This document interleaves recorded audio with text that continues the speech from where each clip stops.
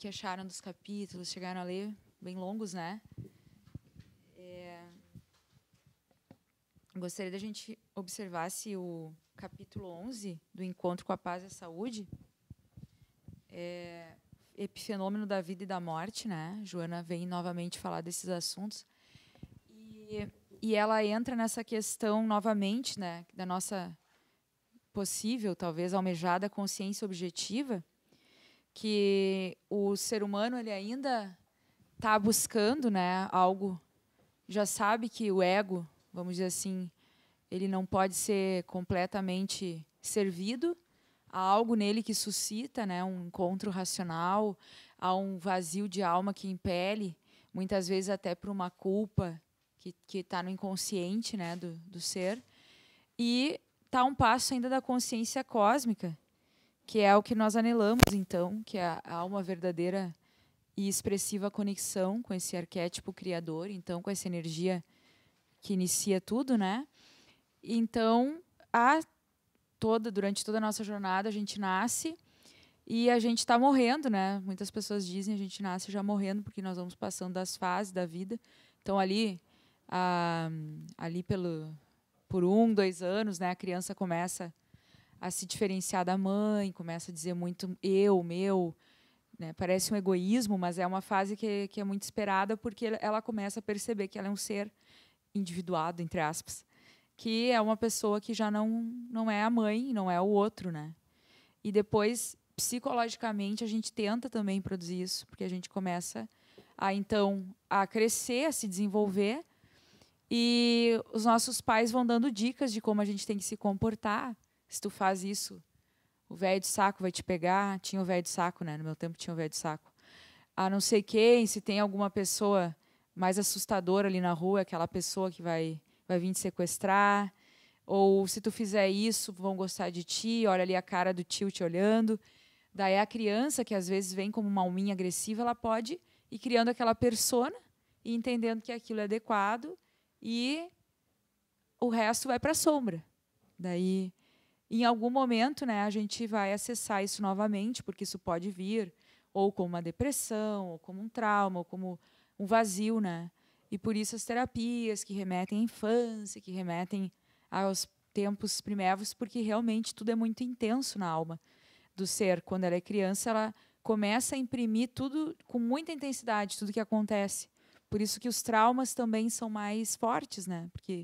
E também é uma concessão, porque nesse momento o espírito ele está mais maleável, suscetível a aprender coisas novas. Então, por isso que a paternidade e a maternidade eles podem nos suscitar esse desenvolvimento maior, mesmo quando eu venho com uma tendência não tão ajustada, harmoniosa, né? Então, a Joana vai falar de vários fenômenos que acontecem, né, no nosso processo de libertação da fantasia, né, em que inicialmente nós ficamos, os nossos pensamentos giram em torno, quando a gente está saudável, de atividades prazenteiras, de coisas que lembrem, né, um alimento gostoso, a pessoa amada, aquela viagem que eu quero fazer. Então, isso é uma coisa do ego, não é bom nem ruim, mas é como se fosse uma pequena fantasia que nós temos de realmente, às vezes, até de uma falta de compromisso com a vida, né? Começa a segunda, de novo segunda. Mas como que não vai ser de novo segunda, né? A gente fez essa divisão de tempo, então tem que ter uma segunda, tem que ter uma terça, tem que ter uma quarta, foi assim que nós convencionamos. Então o ego ele tem aquela coisa de querer, na verdade, estar no mundo em que ele é satisfeito, mas existe um self, que é uma alma, que é um ser que já viveu muitas vidas, né? Que tem sim uma personalidade já definida e uma certa tendência, né? E essa alma precisa ser ouvida. Se ela não for ouvida por bem, ela vai ser ouvida por mal, porque ela vai vir em forma de doenças, de sintomas, ou de até experiências anômalas, às vezes, né? Que não necessariamente são ruins. Então, ela vai falar que o oposto da morte não é vida, mas sim o renascimento.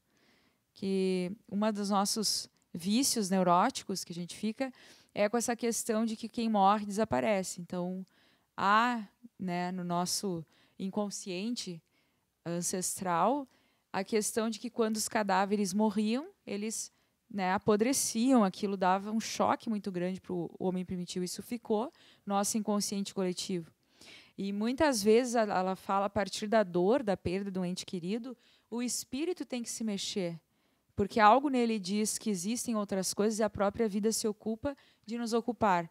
Então, se a gente se abre, né, e não fica fixado ali naquela dor, sempre é uma nova oportunidade para recriar o sentido da vida e a qualidade da existência, né? Até aqui, assim, essa introdução, um pouco dessas questões filosóficas, assim, tem alguma coisa que vocês chamou a atenção da obra, que vocês gostariam de comentar? Quando começa já o eu e o meu, isso já é uma manifestação do ego, né? Na verdade, ele já estava. Nascemos com o ego. Ele começa a se manifestar a partir de uma fase, no caso da criança, 2, 3 anos, quando começa já a definir o meu, eu quero, eu tenho, é meu, já é uma manifestação do ego, né?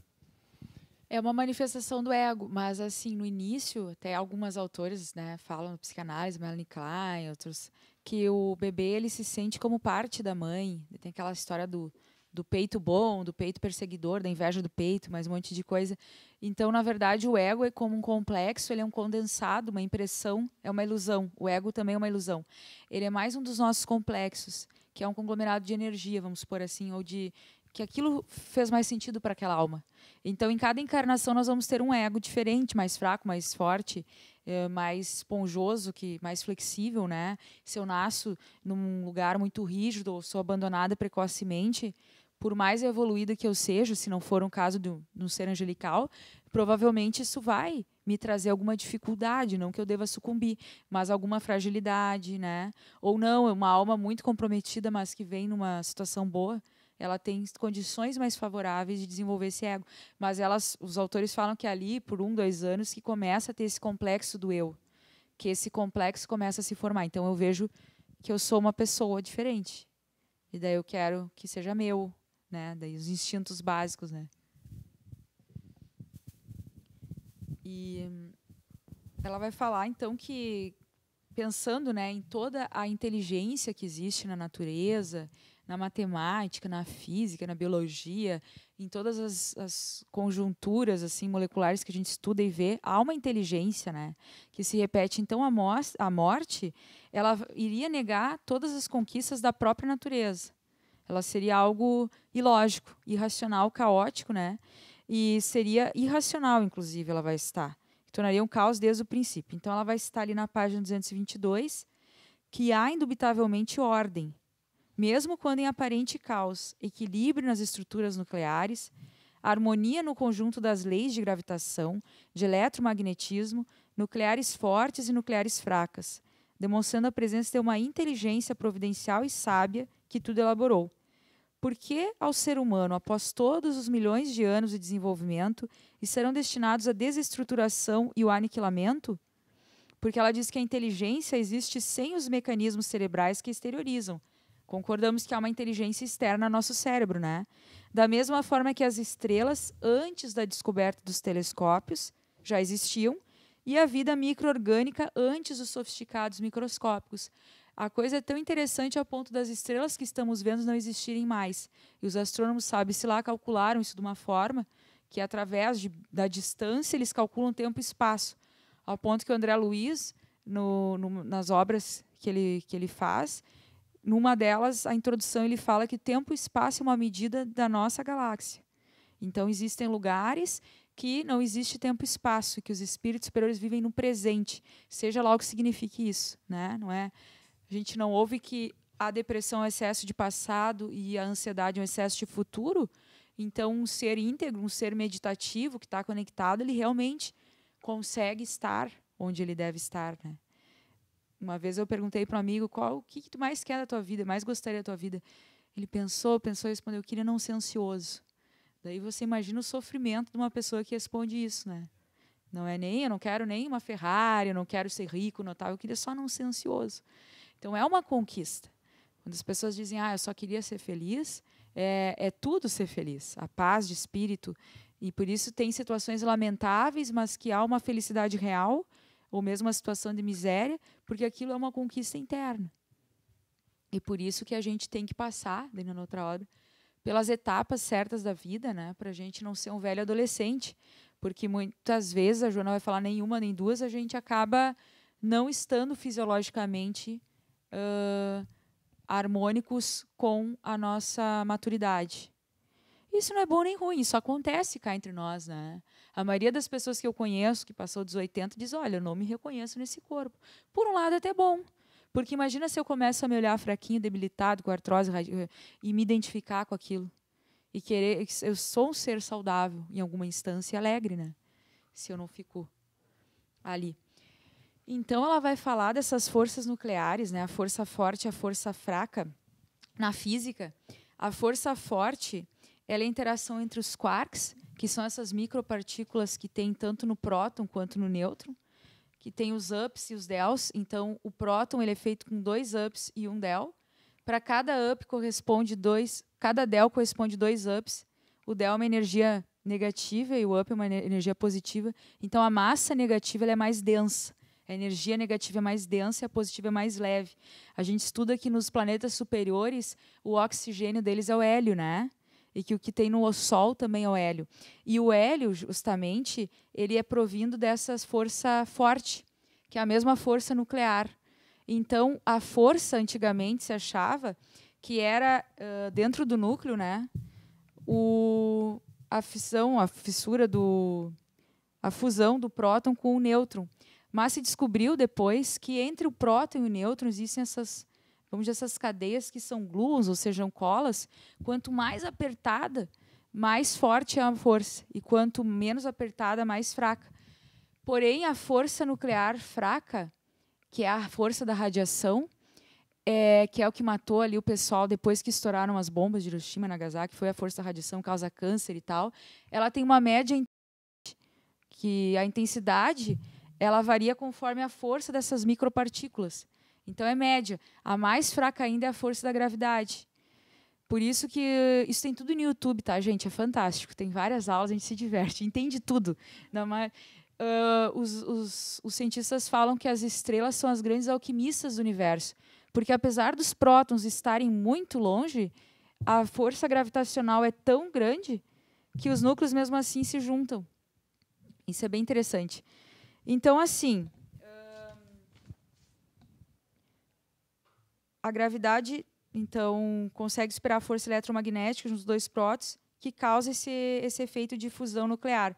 A fusão nuclear, ela vai atuar como conglomerados de prótons e nêutrons. Então, a gente sabe que as energias positivas se repelem e as de opostos se atraem, né? A fusão nuclear, no caso, esses aglomerados eles vão aumentando num processo em cadeia, e essa força vai condensando e libera muita energia. Então, a força liberada no Sol, que é a força que a gente utiliza, a energia que a gente utiliza, é esse tipo de força, que é ao contrário da força malévola da bomba atômica, que é a fissão nuclear, que também vai liberar muita energia, que é quando um núcleo é bombardeado por um nêutron, e ele vai formando vários núcleos em reações e cadeias, isso vai liberando energia, mas vai também causando essa explosão, né? E então a bomba de urânio foi descoberta na Segunda Guerra, que foi uma coisa que preocupou muito, né? A parte da espiritualidade, a humanidade, porque é uma força reversa muito potente e que acaba destruindo a matéria, né? Porque isso libera muita energia. Então, essa energia é absorvida pelas plantas, a da fusão nuclear, e ela é utilizada por nós. Então, quanto mais energia, os espíritos eles mais evoluídos, né, eles têm muita energia, bom humor, alegria, não só por essa psique que consegue entrar em contato com essa energia divina, pela própria gravitação, pelos próprios componentes em que eles habitam. Então, é uma energia diferenciada. A força do passe é uma força psíquica, né? Então, o nosso planeta é mais denso. Então, o nosso corpo é mais pesado. Vocês entendem? As coisas elas vão... E há uma inteligência. Isso que eu estou falando de uma forma bem assim como eu entendi. Mas se a gente for ver quem entende, assim, que explica tudo detalhadamente, tu vê que faz sentido. E realmente há uma matemática por trás disso, né? Deixa eu ver o que mais.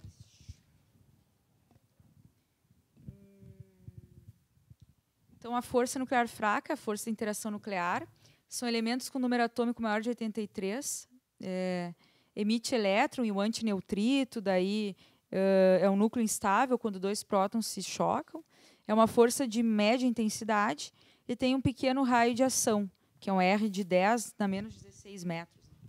A gente fala da meia-vida, a gente ouve, por exemplo, falar da meia-vida de um remédio, né? Eu começo a tomar o remédio, a meia-vida é o tempo que uma amostra leva para chegar até metade do que ela tinha antes. Isso eu achei interessante também, porque daí, por exemplo, 3 horas eu tenho, quando a minha vida é de 3 horas, então em 3 horas tem 50%, significa que em 6 horas vai se esgotando, né, com o tempo. Exato. Exato. Daí tem as famílias radioativas, tem um monte de coisa bem interessante que eu achei legal trazer. Essa aqui é a fórmula do como que o hidrogênio se transforma em hélio, que isso tem no Sol. E nosso planeta tem um Sol, não é só que coordena. Existem planetas que têm sóis muito maiores e mais de um Sol, provavelmente porque se libera mais energia. E é muito curioso que a depressão se trata com Sol também. Existem países que, quando não tem sol, a taxa de suicídio aumenta e existem depressões sazonais que chamam, principalmente Canadá, que passa ali novembro inteiro sem sol, Estados Unidos, e eles usam o que chama de light therapy, que é tipo um abajurzinho, assim, uma coisa que tu liga, simula o sol, porque nós precisamos dessa energia divina. Sem ela a gente fica aqui, né, na densidade. Ainda mais se eu já sou mais sensível, né, a ter uma propensão assim de depressão, alguma outra coisa. Então, tá, mas essa energia, mas ela é física, ela movimenta o nosso físico. Ela é divina, mas ela interfere no nosso físico com uma energia, digamos, de vida vital. Isso, né? Isso. É que a física é divina, a gente que separou. Tá. Porque antes, quando a gente achava, os índios achavam que as pessoas morriam por mal agrouro, depois se descobre que existem bactérias, que existem colônias, que isso não é mal nem bom, que a mesma maconha que mata pode ser usada para convulsões severas. A gente está recém engatinhando. No Evangelho falam, tu pode ser um notável no teu planeta, que são poucos, e mesmo assim tua inteligência é muito pequena. Então, o que eu quero dizer é que a gente ainda, claro, tem isso, tem os micróbios, tem o espírito. E tem as interações entre vivos e mortos, né? E por isso que eu acho que a Joana, que não fala nada por acaso, ela vai citar esses exemplos, né? Porque ela fala da morte, da vida. Então, as coisas estão acontecendo, mas em dimensões diferentes, né?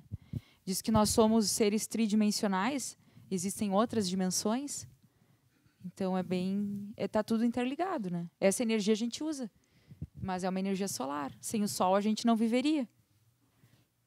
E que é uma energia superior, né? Na verdade, o Sol ele se traduz como vida. Se não tiver Sol, nós não teremos. Não seríamos. Não teremos. A união do Sol, da energia solar, com a Terra, com os nutrientes da Terra, a umidade, é que vai fazer as coisas germinarem e vir à vida. Mas, fundamentalmente, depende do Sol. No caso, hélio e outros componentes. Né? E na alquimia se tem, né? A alquimia é uma coisa super antiga, que se perdeu um pouco, Jung traz. Tem 4 elementos básicos, que é o fogo, a terra, a água e o ar. Então, a vida começa no mar, numa sopa quente, né? Tinha choques eletromagnéticos no céu, e daí ali começa a nascer primeiro uma cadeia de açúcar. E eu sempre digo que açúcar é vida, né? Porque realmente é energia. E as coisas vão, né? É bem interessante quando a gente começa a filosofar, né? Em como tudo. E interessante que, na verdade, eu que sou um ex-produtor rural, os 3 componentes principais da Terra, que em conjunto com o hélio, no caso com uma energia, que faz a germinação, que é o nitrogênio, o fósforo e o potássio. Então, com cada elemento compõe essa cadeia de vida, na verdade, né? Sim. Então,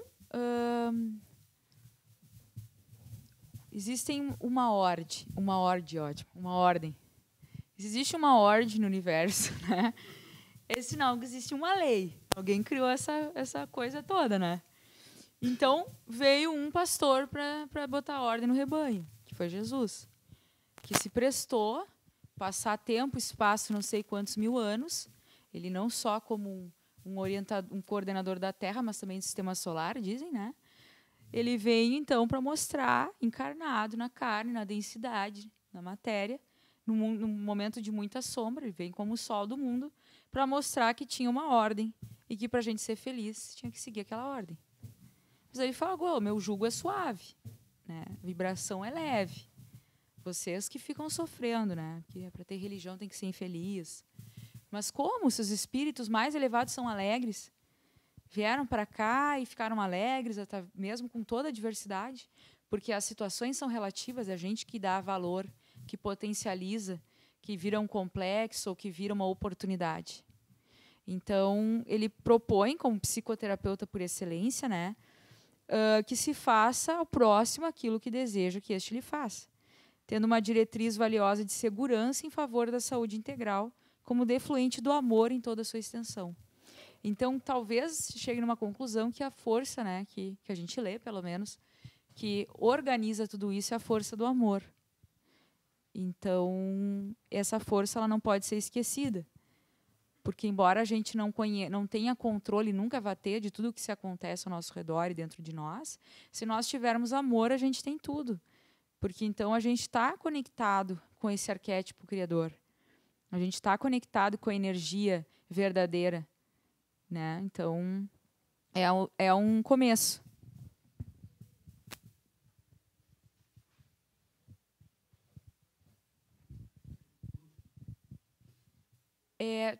Muita coisa ela fala assim para tentar trazer a importância de libertar do medo da morte, né? Porque se a gente consegue, porventura, se libertar desse medo, é uma conquista tão valiosa quando tu realmente consegue trabalhar bem com a finitude e trabalhar com amor no teu dia a dia, vivendo o presente, que isso vai dando um certo conforto moral e vai propiciar a alegria de viver, que dá conforto, que dá esperança, a culmina em progresso e tem uma certeza da reencarnação. Ela vai falar que aquilo que terminou aqui, depois a gente continua. Ao passo que muitos espíritos levam várias vidas fazendo a mesma tarefa, né? Mas nós só vamos ter esse entendimento quando nós tivermos a consciência cósmica. A consciência cósmica a gente vai ter se a gente merecer, né? É uma coisa que é muito... De conquista. De conquista. Mas tendo uma consciência racional, objetiva, a gente já pode ter essa consciência, né? Uhum. Se eu começo a pensar que... Porque a maior parte de nós tenta não pensar. Então, né, o que a gente faz? A gente fica nesse... que dá um prazer, como ela fala, né, essa coisa de degustar a vida e acaba realmente só brincando com o tempo. Então, eu almejo, né, ter coisas e aproveitar o hoje, que se fala, mas sem responsabilidade. É como se nós quiséssemos nos livrar da responsabilidade de estar encarnado. Então, isso acaba gerando uma consequência. Porque isso não é verdadeiro, né? Tem uma aqui que não é nesse... Alma? Qual página? Na página 69. Não tem diretamente, mas só vou ler aqui com relação à família, à gestação, como vem. E fala um exemplo muito que eu achei interessante, uma tribo no Congo, Mbuti do Congo. Uhum. As mães cantam para seus filhos enquanto estão no ventre, falando das bênçãos da vida, encorajando-os a nascer, dizendo que tudo estará bem para a chegada. Logo após a concepção, toda a tribo saúda o recém-nascido, responsabilizando-se por seus bem-estar físico e espiritual. Imagina, assim, eu estou levando isso para uma questão de consciência, que visão, que tipo de interpretação que eles têm ao valorizar esse novo ser que está chegando, essa gestação, e passar para eles já através de palavras que eles são bem-vindos, que eles terão uma boa vida. Então, que tipo de uma tribo? Está entendendo o que eu quero falar? Exato. Né? Não são estudiosos, né, psicanalistas neomodernos que estão analisando ratos e famílias durante 20 anos perceberam que isso gerava amostras mais sadias. É uma tribo que está conectada com a Terra, com o espaço. Nosso instinto, por vezes, é mais inteligente do que nosso intelecto, porque a racionalização é muito usada para dar asas para a sombra. Então eu racionalizo, eu crio uma teoria, eu estou desconectada às vezes. E às vezes tu tá na tribo, tu tá ali rodando a gira, né, fazendo sei lá o quê, tu tá muito mais, né, conectado do que tu formalizando algo que foi passado de geração a geração, né? E a questão do instinto é interessante, porque a gente vê alguns animais amamentando outra de outro que não... A cadela amamentando o gato, por exemplo. Então, tu vê a questão do instinto desse contexto todo de... né? Exato. E tem também, acho que uma outra tribo que, quando alguém faz algo de errado na tribo, levam aquela pessoa para o círculo e daí falam para a pessoa tudo que ela tem de bom para ela se sentir amada, porque se ela fez isso é sinal que ela não estava bem. Né? Imagina se nós tivéssemos isso conosco, e porque a gente se culpa ou por arrogância, porque então eu não posso errar, só eu não posso errar. Né? Então, eu errei, que horror. E daí, claro, inconscientemente, se eu fico me culpando, eu não estou reparando. Na natureza diz uma coisa, quebrou, conserta, sujou, limpa. Agora, se eu ficar, porque só eu no mundo, porque se eu não tivesse feito... E o passado passou, então agora é outra oportunidade, às vezes muito melhor, porque também é levado em consideração a nossa intenção, aliás, principalmente a intenção. Então, essas tribos elas estão, com certeza, muito conectadas, né, com essa lei do amor. E o que a gente precisa mais do que se sentir amado, né? Se nós nos sentirmos amados, realmente, a gente vai fazer as coisas melhores. Não tenha dúvida, né? E continuando nesse livro, né, ela fala que o problema não é ter persona nem sombra que a gente tem que ter, porquanto na condição de estruturas da psique, como parte da psique também é parte do self, é importante. O problema é a ignorância a respeito da sua constituição, que faz com que permaneçamos inconscientes de nós mesmos. É por isso que constantemente temos que visitar as gavetas do passado, nas quais muitas vezes guardamos aspectos importantes da nossa individualidade. Então, o problema não é que eu fui assim certinho, porque eu precisei, porque eu vivia numa família de tal forma. O problema é me identificar com isso e achar que eu, então, me reduzo a isso. Sim. Não, começa aqui pelo início, começa pelo início, né? Onde Jung fala da idade dele, desde 11 anos, e que ele acabou sentindo que era um espírito mais velho, enfim, e que tinha duas situações nele, e aí que ele definiu como personalidade uma e duas, né, e que na verdade não eram duas coisas, eram uma só, e que se manifestavam de maneira diferente, né? Ele definiu como personalidade, mas na verdade ele que está certo, é lógico, né? Mas é um contexto, são conteúdos, como diz aqui, que eu não estou achando, que fazem com que a gente se manifeste de uma forma ou de outra, não é? E que dê essa... E depois, mais adiante, fala que uma parte tem a ver com o passado e outra com o atual. Não sei onde é que eu estou... Sim, ele fala, né, que o Cláudio vai explicar também que vale dizer que diferentes eus habitam no mesmo indivíduo. Então, entendidos esses eus não como almas diversas, mas como conteúdos psíquicos que às vezes contrastam entre si. O desafio que se apresenta é tornar-se consciente dessas partes, integrando-as na consciência, no ego, para que a visão do todo, o self, a alma, se torne mais clara. Então, não é... Por que a mesma pessoa que faz uma caminhada da paz mundial xinga o outro de impropérios no trânsito? Ou uma pessoa que dá aquelas tragédias que acontecem de tempos em tempos, né? Todos os dias no jornal. Mas era tão tranquilo. Os vizinhos nunca acreditam, né? Vocês notam que os vizinhos se caem, nunca dizem, não, realmente aquele ali qualquer hora é surtar. Nunca a gente ouve assim. Porque às vezes eu tenho uma pessoa, às vezes não, eu sempre vou ter um lado B, que é bom ou ruim, mas muitas vezes é um lado imaturo, porque eu renego, às vezes porque eu precisei, porque se eu ficasse toda hora olhando para aquele lado, eu podia, né, não seguir o lado que ia me fazer aterrar, vamos dizer assim.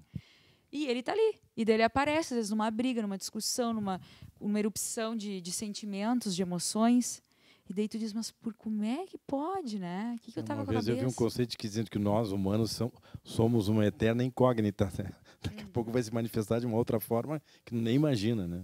Que se vê muito no dia a dia, tu vê nas reportagens, televisão, tu vê, e aí o fulano aqui matou a mulher e o filho, saiu coisa desse tipo. Por exemplo, eu nunca vi nada, exatamente o que tu está falando. Muito tranquilo, se dava com todo mundo, e daqui a pouco se manifesta um outro eu. É. Né?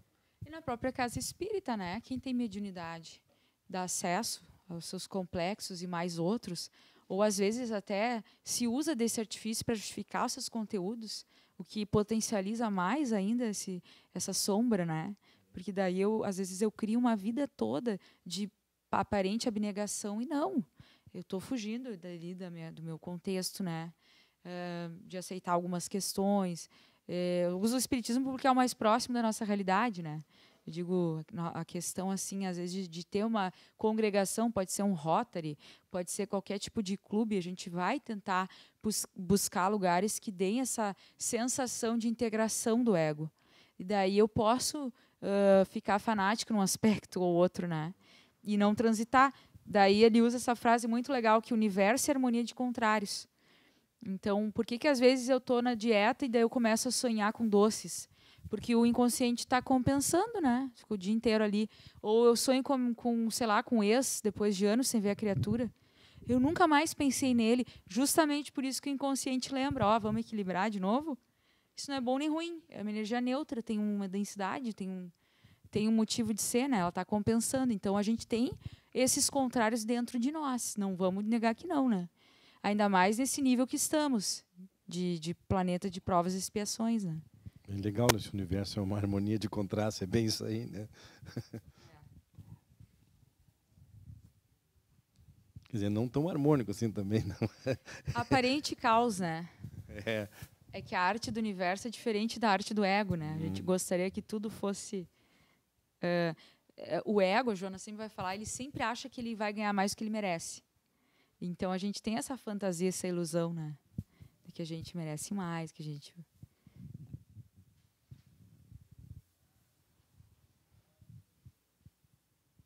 Então, de novo, ali na página 64 deste livro, nesse ponto, os estudos acadêmicos do autor, do Jung, convergem com o que a psicologia de Joana de Ângeles chama de individualidade, que entende na condição do espírito em si mesmo, somatório de todas as experiências. A individualidade é o ser pleno e potente.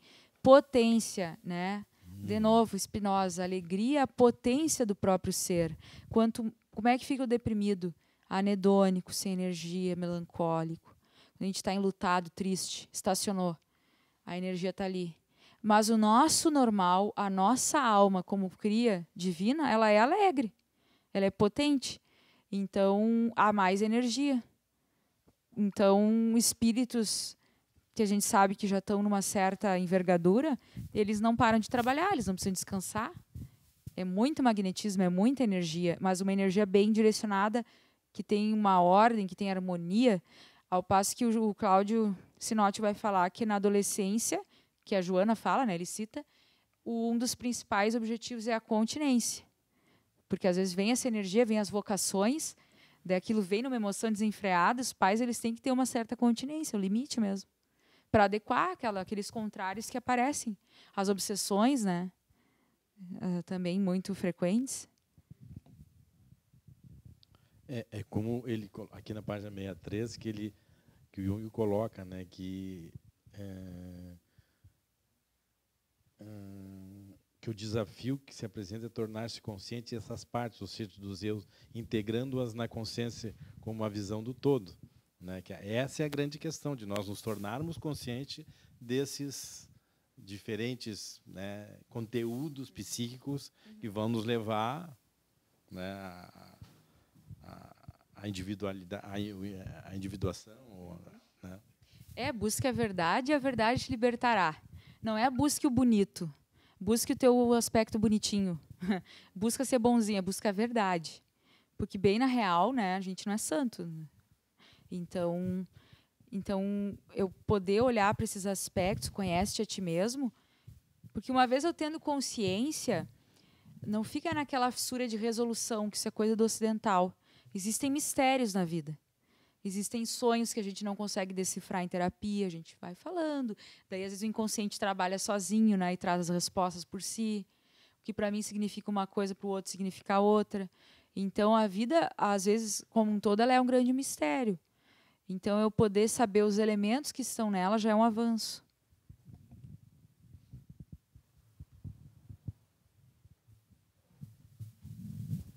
Tem uma colocação, não sei onde é que eu li, que enquanto nós não trouxermos, efetivamente, ou não formos conscientes, nós vamos deixar o inconsciente nos fustigando e nós vamos apelidar isso de destino.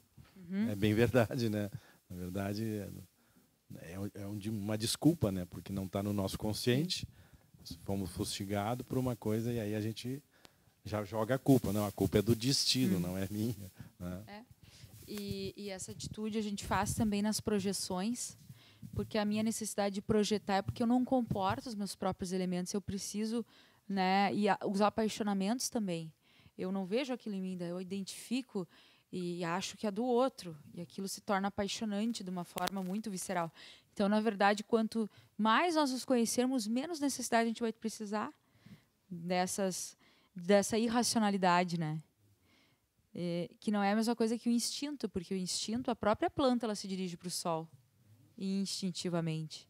Então, nós vamos seguir nessa orquestra divina. Todos nós fazemos parte de um concerto que tem uma ordem. Só que a gente nasce, será que eu sou que eu estou quebrado? Daí a gente vai andando, vai se perdendo, né, até conseguir afinar, né? Essa frase é muito bonita ali da página 67 do Jung, que ele compara a nossa vida, as etapas da vida, como a trajetória do Sol. A personalidade se desenvolve no decorrer da vida, a partir de germes, cuja interpretação é difícil ou até impossível. Somente pela nossa ação é que se torna manifesto quem somos de verdade. Somos como o sol que alimenta a terra e produz tudo que há de belo, de estranho e de mal. Somos também como as mães que carregam no seio a felicidade desconhecida e o sofrimento. De início não sabemos o que está contido em nós, que feitos sublimes ou que crimes, que espécie de bem ou mal. Somente o outono revela o que a primavera produziu, e somente a tarde manifesta o que a manhã iniciou. Então, a necessidade das etapas da vida, né? Jung, num momento muito inspirado em Zurique, né, no seu bosque, percebendo que nós também éramos como o sol. Essa questão, né, que a gente vai passando do ego, tentando, que é difícil, na verdade, tu te equilibrar no mundo. Há uma revolta, né, saudável, né, nós jovens, a gente começa a tentar decifrar certas coisas e até há uma sensação, até uma onipotência, assim, de poder mudar o mundo, como se fosse muito fácil. É uma fantasia do ego, né? E começa a se questionar tudo que os pais fizeram e que está tudo errado. E há até uma fantasia de que se sabe mais, né? Que esse é melhor do que o outro. E bem na época que nascem assim as vocações, os instintos, as preferências de várias ordens, né? Então, às vezes, nessa sensação de estar inseguro, o ser que está perdido ali em plena ebulição, ele pode começar ali as fugas, né? As fugas, não só os jovens, os adultos também, ou com drogas, ou com, sei lá, filosofias, né? Que não leva a lugar nenhum, ou coisas de toda parte, porque ou a própria questão do materialismo, né? Se fala com muita propriedade hoje em dia do materialismo, do aborto, a questão de pena de morte, da questão de amontoar bens, de se trapacear, né? A própria questão da traição, do hedonismo. Não há um compromisso, há mais um pacto com a sensação e com a matéria. Porque pro ego, ter a sensação de que se está ganhando o mundo é uma falsa segurança. Então, o ego está sempre buscando segurança, e a questão do poder, que é o oposto do amor, ele ainda alimenta mais essa fantasia de que realmente eu estou num espaço que ninguém me tira. E muitas vezes a gente tem essa oportunidade de experimentar o poder ou uma condição boa e abusa muitas vezes tanto das nossas células, seja com doces ou com bebidas, ou porque a gente tem quase incontáveis formas de renovação celular, só que há um abuso às vezes, porque se há essa fantasia de eternidade da carne, da matéria, há uma presunção do ego, né? Então, se a gente, claro, os pais conduzem para esse lado, e infelizmente acontece muito de o pai ou da mãe querer que tu faça aquilo que ele não fez, encasquetam que tem que ser médico, advogado, vai ser militar, tu vai ser sei lá o quê, porque eu não fui. Daí a criança tem 5 anos, vai fazer uma poupança, porque esse país vai quebrar, vou mandar para os Estados Unidos, porque eu não posso agora, porque eu queria, porque eu acho que ia ser bom, que ia ser mais feliz lá nos Estados Unidos. Então a projeção é muito maciça. Então a gente já nasce em tentação. A gente já nasce com uma porta de infantilidade, fantasia enorme, uma portinha estreita ali da alma, que às vezes é um desconforto, às vezes é uma insônia, é um professor que fala alguma coisa, aquilo mexe conosco, né? E nos leva para um caminho, e muitas vezes isso significa realmente abandonar pai e mãe, no sentido metafórico de tu ter que abandonar aquele mundo, e isso dá uma sensação de medo, de insegurança, de fragilidade. Todos nós temos que passar pelo nosso jardim, né, do Jardim das Oliveiras, já esqueci o nome do jardim lá que Jesus ficou o dia antes da crucificação. Então, essa noite escura da alma, que o Jung vai trazer, todos nós passamos. Em algum momento da nossa vida, a gente vai se sentir extremamente sozinho, que nem religião vai dar conta, ou não vai ter religião, que nem pai, nem mãe, nem Deus, que é assim, o ego não tem mais, não sabe mais para onde ele está indo. E daí o self, ele pode ser aproveitado nesse momento para tomar o caminho instintivamente, né? E isso não nos é passado. A gente nasce e outras coisas, né? Geralmente mais a projeção da jornada, que é essa jornada heróica, né? Jornada de querer conquistar o mundo. E muitas vezes a gente fica por lá.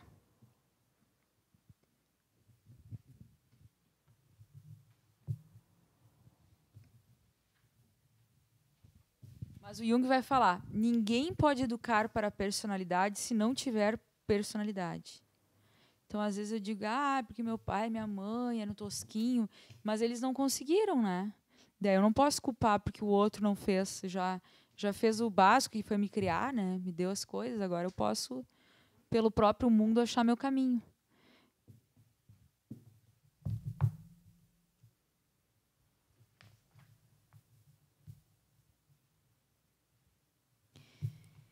E daí tem as tentações, né?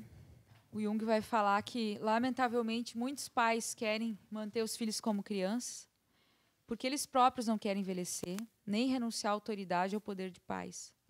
Dessa forma, eles vão exercer poder e influência nos filhos, desastrosa, por tirar-lhes todas as ocasiões de assumirem responsabilidade individual.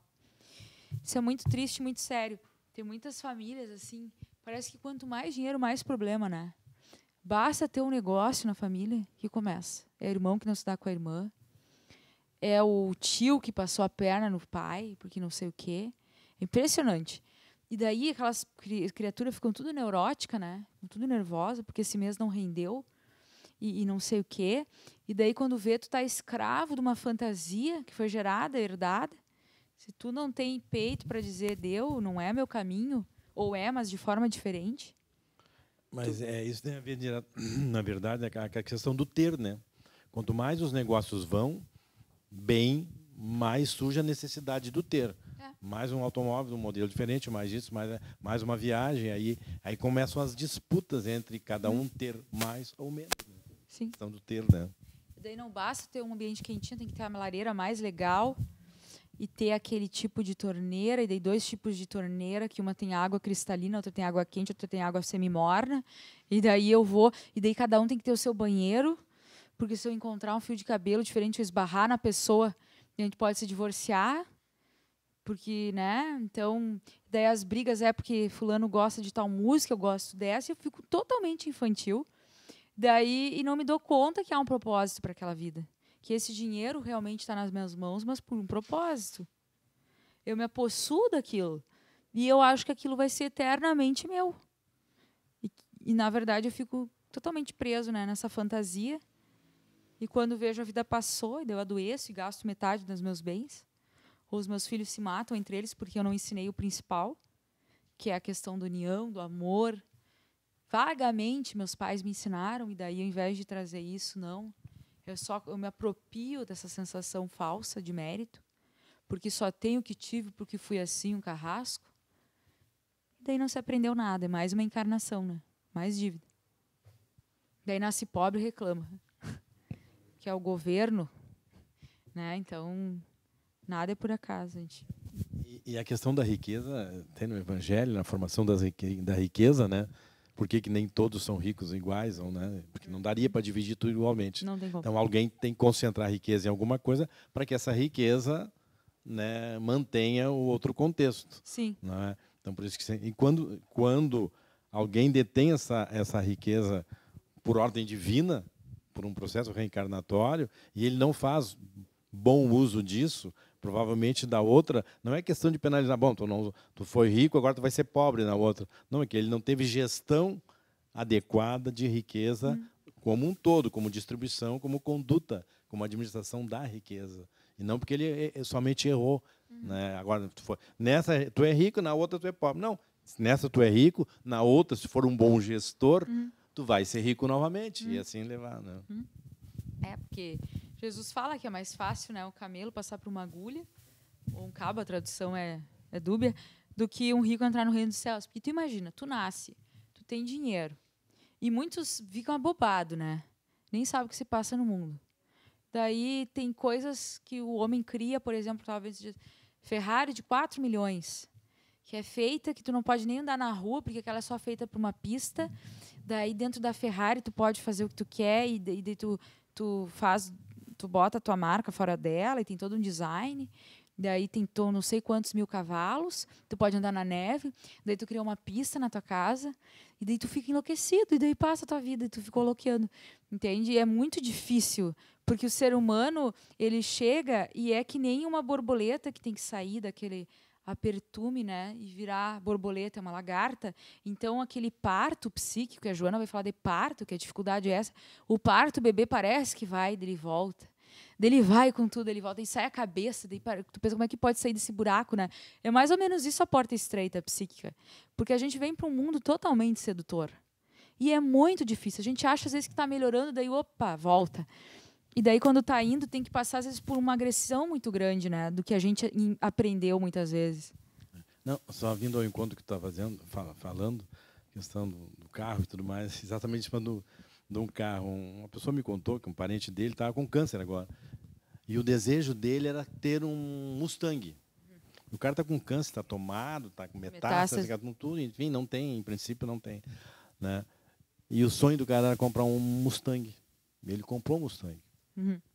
Quer dizer, que, né, percepção de vida, quer dizer, no fim, sabendo que está com câncer, o que resolve é realizar esse sonho com o Mustang. Que paradoxal não vai trazer, não vai curar o câncer, não vai trazer a vida de volta, em princípio, nada. E ele se dá esse... O bom seria se a gente tivesse essa consciência, mas a gente não tem. Infelizmente, não dá para dizer que nós somos. Não somos. O Leandro Carnal tem uma palestra que ele vai falando, ele fala muito dessas questõezinhas aí do ego, né, das nossas imbecilidades. Ele inclusive fala que ele faz parte disso, que tem pessoas que simplesmente passam a vida inteira ostentando na internet ou nos Instagrams, e a gente sabe que não é aquilo. Que foi uma coisa até que a gente estava falando semana passada, né? Depois eu fui ver, também tem coisa dele na internet, essa questão do ostentar, do aparentar. Então, às vezes, eu entro tanto nessa loucura de achar que o que eu tenho, o que eu possuo, que ele brinca que o TPM, né? Ter, possuir, manter, ter o poder e manter. Eu entro tão, né, com tanta força nisso, tão identificado com essa persona coletiva, com essa sombra do mundo, que ostentar, ter poder, se eu tenho um camelo, não diz aquele ditado, eu valho um camelo. Eu acredito tanto nisso que, para mim, mais importante do que ajudar, enquanto eu tenho oxigênio nos pulmões, alguém, e me dar conta que a vida, então, está me dizendo algo, que eu estou morrendo, comprar um carro que eu sempre quis.